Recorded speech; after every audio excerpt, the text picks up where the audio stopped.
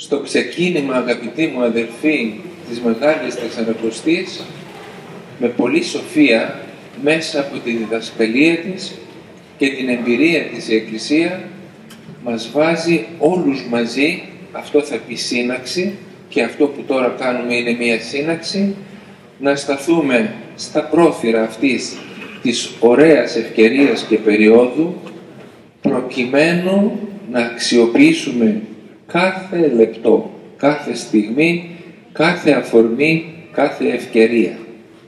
Και μόνο η λέξη ευκαιρία σημαίνει καλός, κατάλληλος καιρός.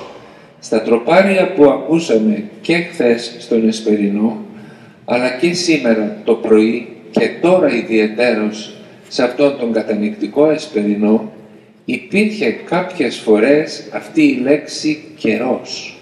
«Ιδού νυν καιρός ευπρόσδεκτος», έλεγε το τροπάριο που το έψαλαν αργά οι ψάλτες μας, και την πήρανε αυτή τη λέξη οι υμνογράφοι από τον ίδιο τον Απόστολο Παύλο, από το στόμα του, «Ιδού νυν ημέρα σωτηρίας», καλός καιρός, κατάλληλος καιρός, που σημαίνει καλή ευκαιρία. Ευκαιρία αυτό θα πει, και να αξιοποιηθεί, όχι απλώς για να παραμείνει στη ζωή μας σαν ένα απλό σημάδι το οποίο θα στολίζει την ανάγκη για ποικιλία.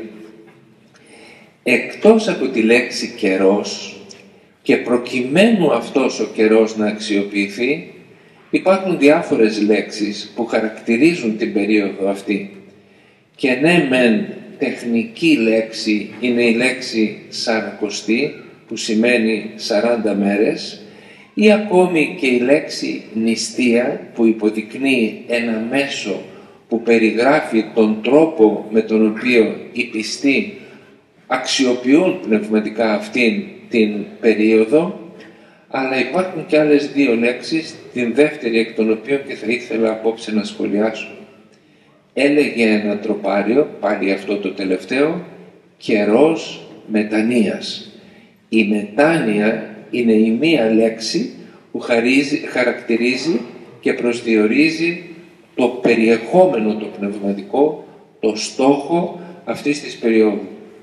Στόχος μας είναι η μετάνοια, δηλαδή η αλλαγή πραγματικά και της σκέψης και του φρονήματος και του τρόπου της ζωής και της όλης θεώρησης, θα λέγαμε, του προορισμού και της πορείας μας. Μετάνοια σημαίνει αλλαγή του φρονήματος βασικά. Και πρέπει ο καθένας για να κάνει τη μετάνοια να κάνει μια στροφή στον εαυτό του και να μπορέσει να φιλοσοφήσει λίγο για τον σκοπό της ζωής του, για το περιεχόμενο και το περιβάλλον μέσα στο οποίο εκτιλήσεται η ζωή του, να αξιολογήσει τα πράγματα, να αποκτήσει αυτό που οι πατέρες ονομάζουν φιλόσοφον νουν, δηλαδή νου που να βλέπει την αλήθεια και να μπορεί να φιλοσοφεί μέσα από την πραγματικότητα της ζωής, να διακρίνει τα βαθύτερα νοήματα που αυτή η ζωή έχει. Ποιος είναι ο σκοπός μας, γιατί ζούμε, πού πάμε, πώς αξιοποιούμε την καθημερινότητα και ούτω καθεξής. Αυτή είναι η μία λέξη για την οποία και κατ' επανάληψη έχουμε μιλήσει, μάλιστα και σε σχέση και με το μυστήριο της Ιεράς Εξομολογήσεως. Υπάρχει και άλλη μια λέξη. Έλεγε λοιπόν, έφτασε καιρός ή των πνευματικών αγώνων αρχή. Και έλεγε επίσης ένα τροπάριο που ψάλαμε απόψε προλίγου, τον της νηστείας καιρών φεδρός απαρξόμεθα. Να ξεκινήσουμε με χαρά αυτή την ωραία περίοδο της νηστείας. Τι να κάνουμε? Προς πνευματικά αγωνίσματα υποβάλλονται σε αυτούς. Με άλλα λόγια, είναι μια περίοδος πνευματικού αγώνος. Έτσι μας λέει η Εκκλησία. Μια προσπάθεια πρέπει να καταβάλουμε. Όχι να είμαστε ως συνήθως χαλαροί, χωρίς κάτι το ειδικό, αλλά παραδεδομένοι τις περισσότερες φορές είτε σε μια ραθυμία ή σε μια κηδεία ή σε μια ρουτίνα ζωής. Αλλά έρχεται η Εκκλησία και τι μας λέει? Εντάξει, φάγατε, χαρήκατε, πέρασαν οι γιορτές, δώστε και λίγο χρόνο προκειμένου να κερδίσετε κάτι και προσπάθεια. Και το κέρδος αυτό ποιο είναι? Η μετοχή στην Ανάσταση. Να καταλάβετε τι είναι Ανάσταση και να μπορέσετε να χαρείτε την Ανάσταση του Κυρίου. Για να γίνει αυτό χρειάζεται ένας πνευματικός αγώνας. Και δεν είναι μόνο τα τροπάρια τα οποία μιλούν και μιλούσαν σήμερα για αυτόν τον αγώνα. Δεν είναι εύκολα τα πράγματα, δεν είναι αυτονόητα, δεν έρχονται από μόνα τους. Ό,τι θα έχει μεγαλύτερη αξία έχει και μεγαλύτερη συνεισφορά από μέρους μας. Ένα απλό παράδειγμα. Αν θες να πάρεις ένα ρούχο από τσουβάλι, δίνεις 3 ευρώ.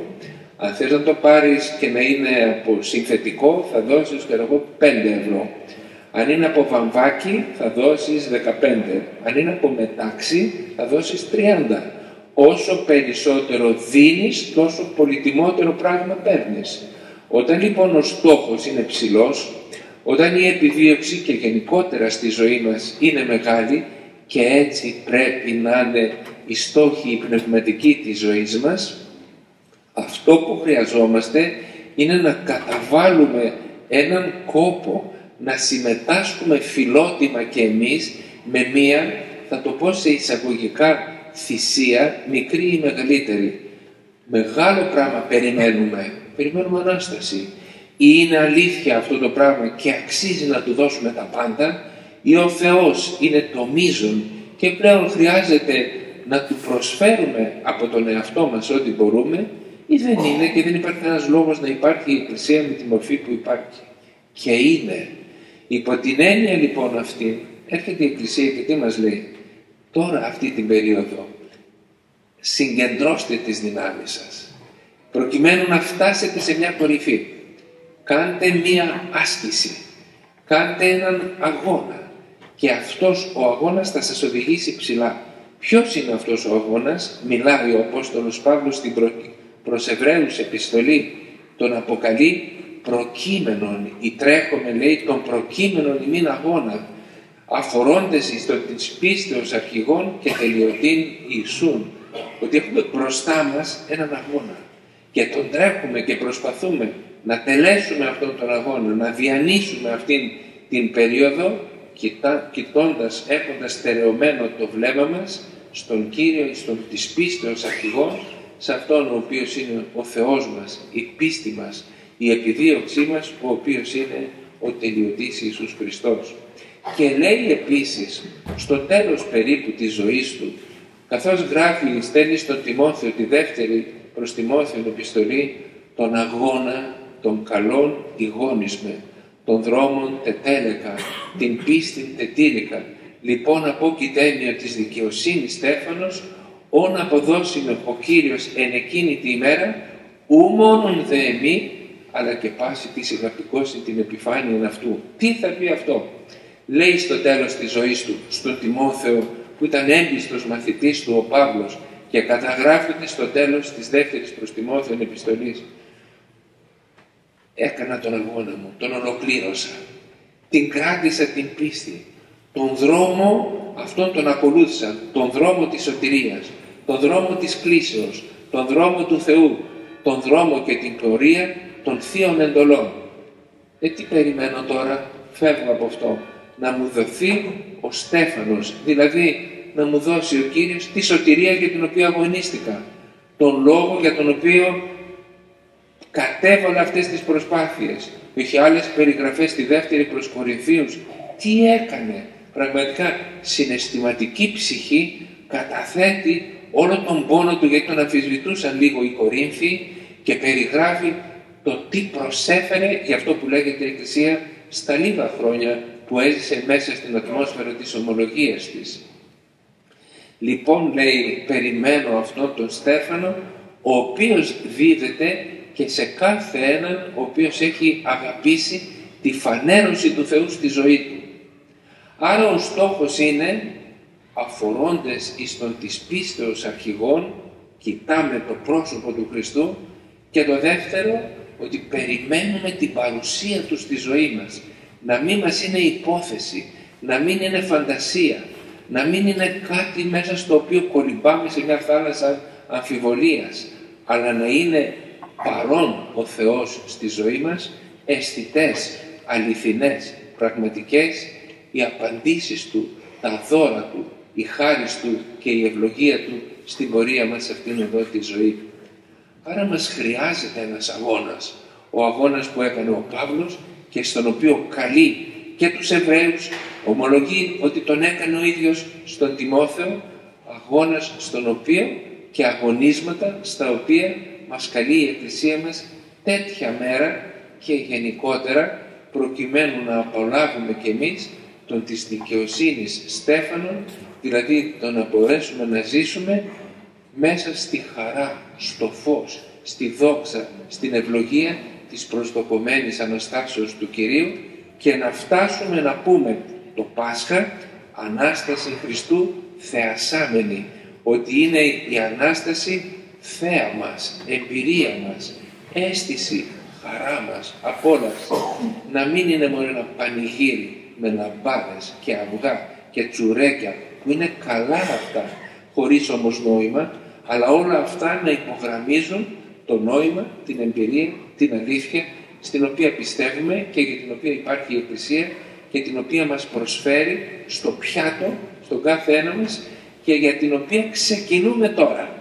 Ξεκινά λοιπόν ένα δείπνο, ξεκινά μια πορεία και κάνουμε έναν τέτοιον αγώνα. Ποιος είναι αυτός ο αγώνας? Ένας αγώνας στη Μεγάλη Σαρακοστή, προφανής, είναι ο αγώνας της νηστείας. Δεν είναι εύκολος ο αγώνας της νηστείας, παρά το γεγονός ότι γίνεται εύκολο στην εποχή μας γιατί υπάρχουν νηστίσιμα φαγητά. Αλλά τρώμε νηστίσιμα φαγητά και δεν νηστεύουμε. Άμα αντί δηλαδή έχει γεύση που μοιάζει το ένα με το κοροϊδεύουν τους εαυτούς μας και γι' αυτό γίνεται δύσκολο. Ενώ έχεις πολλά και τρόπους να ξεφύγεις από μια θυσία, από μια στέρηση, αντί να έχεις αγώνα, έχεις πονηρία και γίνεται δύσκολο το πράγμα. Εντάξει, κάποιες εξαιρέσεις μπορεί να δικαιολογηθούν. Γενικότερα όμως δεν πρέπει να χάσουμε τη νηστεία. Και νηστεία σημαίνει εγκράτεια. Νηστεία σημαίνει συστολή των φυσικών, σωματικών απαιτήσεων. Νηστεία σημαίνει να μπορέσει να μπει στον παρονομαστή κατά κάποιο τρόπο όσο το δυνατόν μικρότερη γίνεται η ηλική μας υπόσταση και να ανοίξουν τα φτερά λίγο της ψυχής, γιατί σαν βαρύδια μας τραβάει προς τα κάτω η φυσικότητα και η σαρκικότητά μας. Είναι δύσκολος ο αγώνας της νηστείας, είναι άσκηση ο αγώνας της εγκρατείας. Αυτός είναι ένας αγώνας, νομίζω το καταλαβαίνουμε όλοι. Αντί να κάνουμε διάφορα τέτοια, να κρατήσουμε το φρόνημα. Άλλος αγώνας είναι ο αγώνας της προσευχής. Όλη αυτή η περίοδος έχει πολλές ευκαιρίες προσευχής. Και πάλι η προσευχή δεν είναι το να πάω να σταθώ και να διαβάσω κάποιες προσευχές και να μην καταλάβει τίποτε ο εσωτερικός μου κόσμος. Αλλά προσευχή είναι, τι είναι προσευχή? Να σταθώ ενώπιον του Θεού ταπεινός, απαλός, μικρός, ασήμαντος, μετανιωμένος και να του δώσω το πλήρωμα της εμπιστοσύνης μου. Να πω, Θεέ μου, η ζωή μου είναι δική σου. Εσύ μου την έδωσες, εσύ μου την ενισχύεις στον αγώνα μου, εσύ με βοηθάς στην αξιοποίησή της. Προσευχή λοιπόν είναι το να εμπιστευθώ στον Θεό. Αλλά υπάρχει ένας αγώνας στον οποίο λίγη αναφορά θα ήθελα εγώ να κάνω. Κι άλλοι αγώνες είναι. Οι αγώνες των αρετών γενικότερα. Είναι ο αγώνας που υπάρχει, έλεγε προηγουμένως, το τροπάριο, το στάδιο των αρετών, η νέοκτε, η βουλόμενη αθλήσε, εισέλθετε. Το στάδιο της καλλιέργειας των αρετών, του αγώνα για την απόκτηση των αρετών, άνοιξε. Όποιος θέλει μπαίνει μέσα και αρχίζει να τρέχει. Αρχίζει να αγωνίζεται. Αρχίζει να προσπαθεί. Αυτό ακριβώς είναι ένας τρίτος αγώνας. ο αγώνας των αρετών, όπως υπάρχει και ο αγώνας κατά των παθών. Ξέρουμε τι είναι τα πάθη μας. Ξέρουμε πώς λειτουργεί ο εγωισμός μας, η δυσκολία στις σχέσεις μας, η δυσπιστία στον Θεό, η αμφισβήτηση της αλήθειας σε αυτόν τον κόσμο και του σκοπού μας. Είμαστε γεμάτοι ο κάθε ένας μας από αδυναμίες, από πάθη και από καταστάσεις που πραγματικά μας κάνουν εντελώς γήινους. Όπως είπα προηγουμένως, αντί με φτερά, με παράλυτα φτερά. Γι' αυτό και λέει ο Απόστολος, διώ τα παραλελειμμένα γόνατα, να πατήσετε στα πόδια σας, αν ορθώσατε, τα σπαρημένα χείρας μάλλον, αν ορθώσατε, και τροχιάς ορθάς ποιήσατε, και ακολουθήστε σωστό δρόμο. Αυτό είναι για όλους μας, είναι μέσα στην ιστορία, είναι και στη σημερινή Εκκλησία, και σε εσάς, και σε μένα, και στους πρώην, και στους μετά. Ένα διάγγελμα που βγαίνει μέσα από το στόμα του Ευαγγελίου, μάλλον της Καινής Διαθήκης και του Αποστόλου Παύλου, σαν μια προτροπή, όχι μόνο στους Εβραίους όπως είναι καταγεγραμμένο, αλλά και σε όλους τους πιστούς. Διό τα σπαρημένα χείρας και τα παραλελειμμένα γόνατα ανορθώσατε, παράλυτα πόδια και χέρια μεταφορικά, πατήστε στα πόδια σας, σηκώστε τα χέρια σας, μαζέψτε τα μανίκια σας και τροχιάς ορθάς ποιήσατε τη σποσύνημον, αλλάξτε τη ζωή σας και ζήσετε με νόημα, με περιεχόμενο, με αλήθεια, με αξία πραγματική. Δεν μας την δίνει δυστυχώς η όλη φιλοσοφία της ζωής στις μέρες μας. Τη διατηρεί όμως ατόφια η Εκκλησία και στη διδασκαλία της και στην εμπειρία της και στο μήνυμά της, το οποίο και προσφέρει αφιδώς μέσα στην ιστορία και μέσα στην κοινωνία και για τον καθένα μας. Υπάρχει και ένας άλλος αγώνας. Είπα τον αγώνα της νηστείας, είπα τον αγώνα της προσευχής, τον αγώνα κατά των παθών, τον αγώνα για την καλλιέργεια των αρετών. Θα ήθελα να υπογραμμίσω τον αγώνα της πίστεως. Θέλει αγώνα η πίστη, ιδίως στις μέρες μας. Γενικότερα είναι αγώνισμα η κατάκτηση της πίστης και χάρις βέβαια είναι η πίστη. Και υπάρχουν διάφορα επίπεδα. Το πρώτο είναι το να μπορέσει κανείς να αποκτήσει την αγάπη στην πίστη, την εμπιστοσύνη στην πίστη. Η πίστη σήμερα περιφρονείται, θεωρείται ότι δεν υπάρχουν αποδείξεις. Είναι μεγάλο λάθος αυτό. Δεν υπάρχει κόσμος χωρίς πίστη. Αυτό που μας βάζουν την αμφιβολία της πίστεως πρέπει να το αλλάξουμε με την εμπιστοσύνη στην πίστη. Όχι στην αόριστη πίστη, στην πίστη στο Θεό. Το ένα λοιπόν είναι η αγάπη, η προσδοκία, η εμπιστοσύνη σε αυτό που λέγεται πίστη προς τον Θεό.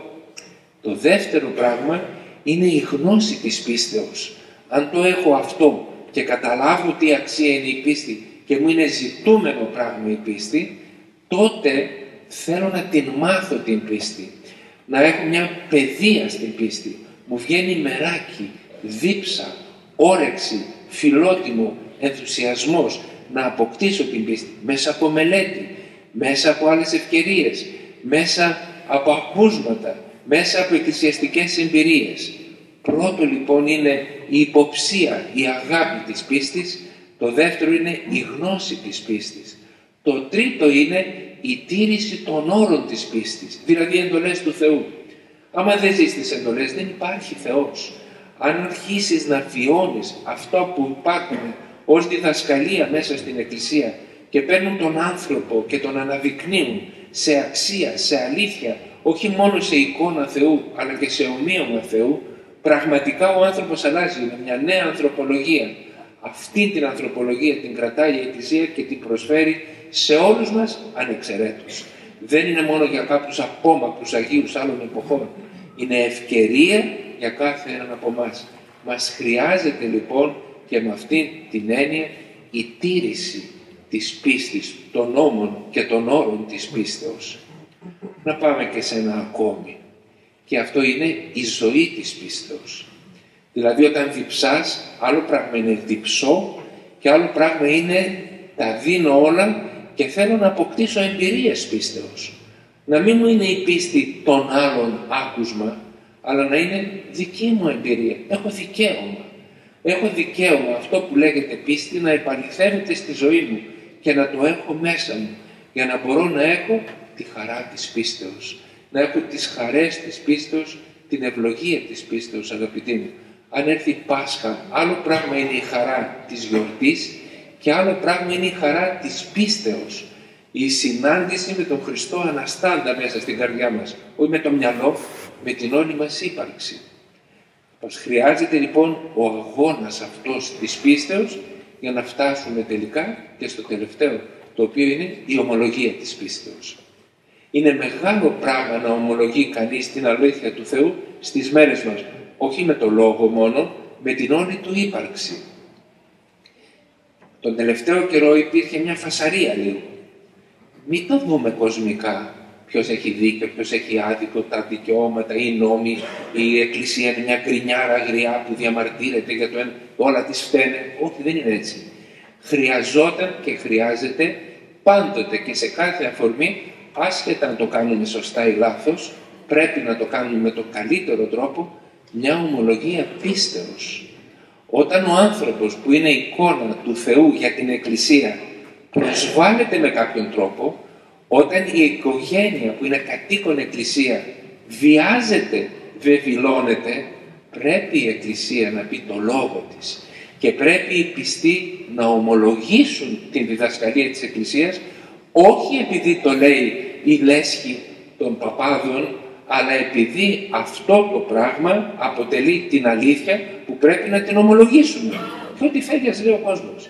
Αυτή ήταν μια ευκαιρία ομολογίας και έρχονται κι άλλες και θα πρέπει να ομολογούμε. Έτσι λοιπόν το ένα είναι ότι αγαπούμε την πίστη και αγωνιζόμαστε γι' αυτό για να μπορέσουμε να πιστέψουμε.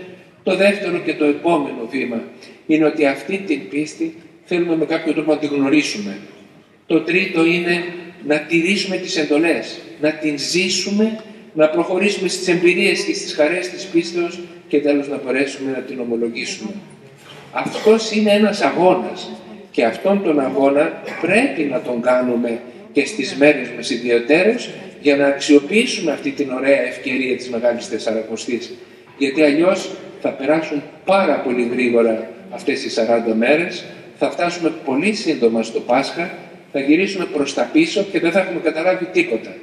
Διαφορετικά, γυρνώντας προς τα πίσω, ζει κανείς αυτή τη χαρά πραγματικά που πορεύθηκε εν αληθεία και ο Θεός δεν του είναι αυτά που είπα προηγουμένως, μια αμφισβήτηση, μια υπόθεση, αλλά είναι αλήθεια ζών και στο σημερινό κόσμο που ενδεχομένως βία και βάναυσα τον αμφισβητεί. Ο αγώνας λοιπόν αυτός είναι μεγάλος και αξίζει. Ονομάζεται στην εκκλησιαστική γλώσσα όμως ο αγώνας αυτός και πάλι και πόλεμος. Έλεγε πάλι το τροπάριο, ενδύσαστε τα όπλα του φωτός. Αλλού μιλάει για πανοπλία. Λέει ότι αποθόμεθα τα έργα του σκότους και ενδυσόμεθα τα όπλα του φωτός. Μιλάει για πόλεμο. Δεν είναι δηλαδή ένας απλός αγώνας που αθλείσαι και τρέχεις σε ένα στάδιο. Είναι πόλεμος. Είναι μάχη. Είναι πάλι. Και τούτο διότι όπως λέγει και λένε και ο Απόστολος σε διάφορα σημεία, υπάρχουν διάφορα επίπεδα στα οποία και καλούμεθα.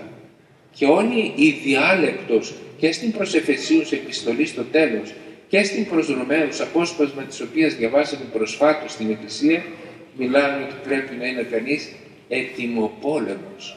Υπάρχει ένα πολύ ωραίο βιβλίο που λέει, περιγράφει τον αγώνα που κάνει ο χριστιανός και λέει ο αόρατος πόλεμος του Αγίου Νικοδήμου του Αγιορείτου. Το πώς κανείς αγωνίζεται τελικά σε αυτόν τον κόσμο με εναντίον κάποιων εχθρών. Ποιοι είναι εχθροί? Πρώτος εχθρός και πολύ μεγάλος του κάθε ανθρώπου είναι ο αυτός μας. Είναι ο εγωισμός μας. Είναι τα πάθη μας και δεν είναι καθόλου εύκολος. Το ξέρουμε όλοι πολύ καλά. Βλέπουμε τον αλλονών και όχι τα δικά μας. Το λέει και ο ίδιος ο Απόστολος Παύλος. Αν πάτε στην προς Ρωμαίους επιστολή στο 7ο κεφάλαιο να διαβάσετε το κείμενο και την ερμηνεία, θα δείτε πώς περιγράφει το δράμα του ανθρώπου, που ενώ θέλει το καλό, κάνει το κακό. Και ενώ αποστρέφεται το κακό, δεν μπορεί τελικώς να μην υποταχθεί σε αυτό.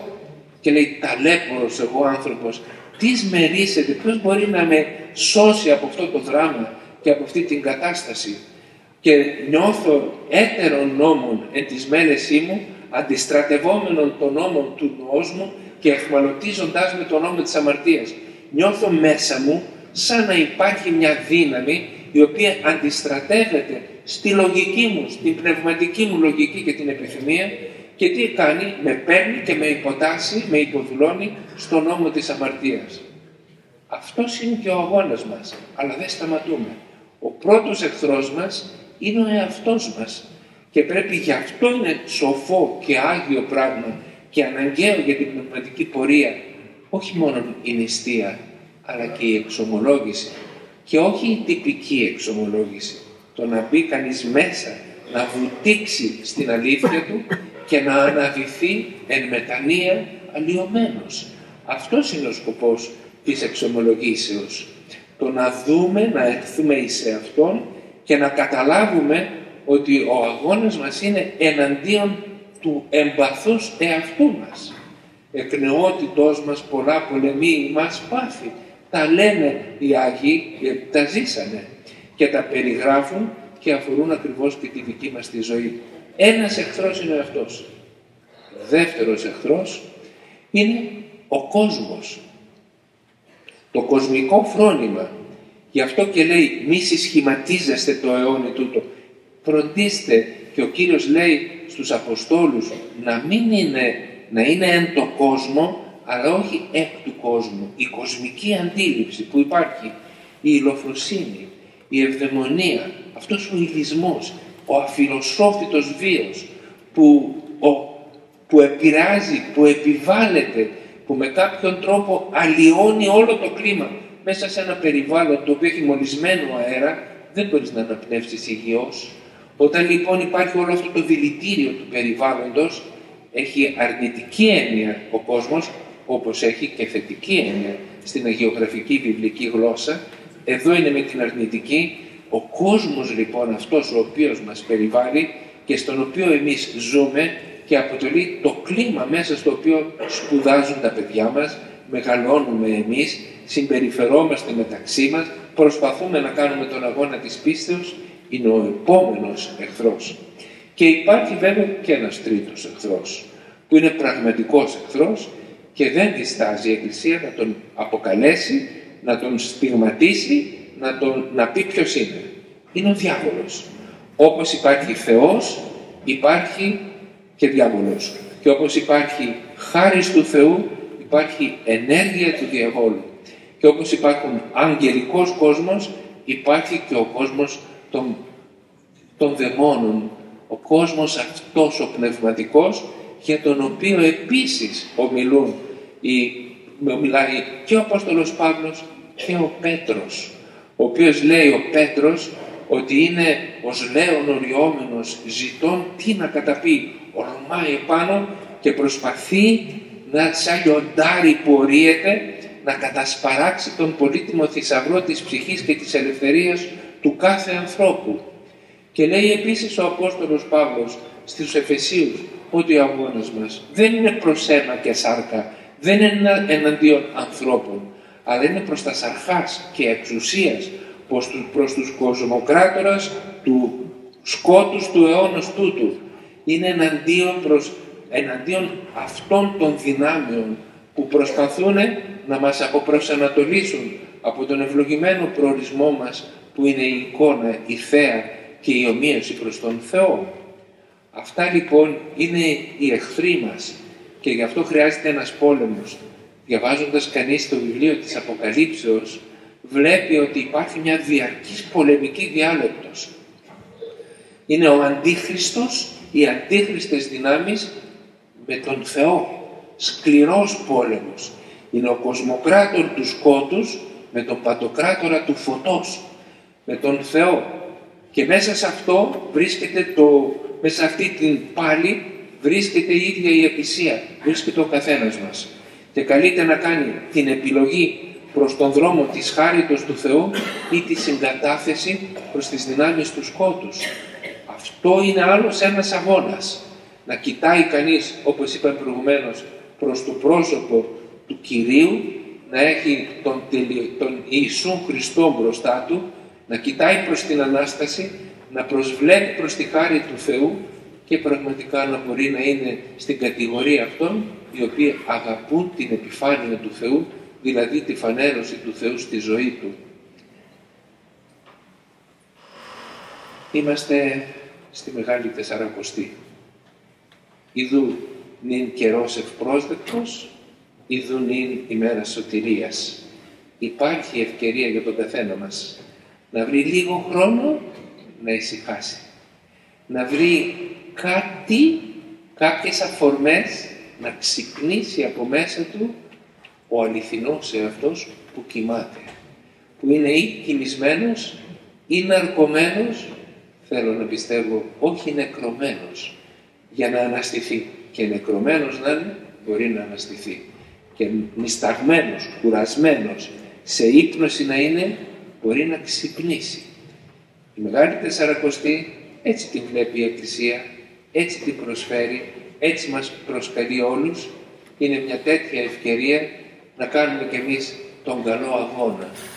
Να ακολουθήσουμε τον προκείμενο ημίν αγώνα που βρίσκεται μπροστά μας και να προσδοκούμε να μας δώσει πλούσια τη χάρη του ο Θεός, την οποία και θέλω να ευχηθώ σε όλους να τη δώσει, σε όλους μας ανεξαιρέτως και σε αυτή την περίοδο και γενικότερα στη ζωή μας, για να μπορεί η ζωή μας για να μπορούμε στη ζωή μας να μην γιορτάζουμε μόνο την Ανάσταση κάθε Πάσχα, αλλά να είναι κάθε μέρα, κάθε στιγμή μια εμπειρία της Αναστάσεως. Σας εύχομαι καλή Σαρακοστή, ο Θεός να σας ευλογεί όλους και να μας αξιώσει πραγματικά σε 50 μέρες να ζήσουμε αυτή τη χαρά για την οποία και μιλήσαμε. Διευχών των Αγίων Πατέρων ημών, Κύριε Ιησού Χριστέ ο Θεός, ελέησον και σώσον ημάς. Διευχών του Αγίου Δεσπότου ημών, Κύριε Ιησού Χριστέ ο Θεός, ελέησον και σώσον ημάς. Κατά την παράδοση της Εκκλησίας, τέτοια μέρα, ας πούμε, σε ένα μοναστήρι αν πάμε, αλλά και στις εκκλησίες, και το κάνουμε και εμείς εδώ, ανταλλάσσεται ο ασπασμός της συγχώρησης, συγχωριούνται οι πιστοί μεταξύ τους, για να ξεκινήσουμε συγχωρεμένοι, και γι' αυτό ονομάζεται εσπερινός της συγχωρήσεως. Εγώ λοιπόν θα έρθουν οι ιερείς πρώτα, μπορείτε κι εσείς όσοι θέλετε και μεταξύ σας, αλλά και με εμάς. Εγώ φοράω και αυτό το εγκόλπιο, το οποίο έχει Άγια Λείψανα μέσα, δεν έχει πέτρες, έχει Άγια Λείψανα. Μπορείτε να το ασπάζεστε και θα ανταλλάσσουμε τις ευχές για τη Μεγάλη Τεσσαρακοστή. Και πάλι σε όλους σας, καλή Τεσσαρακοστή.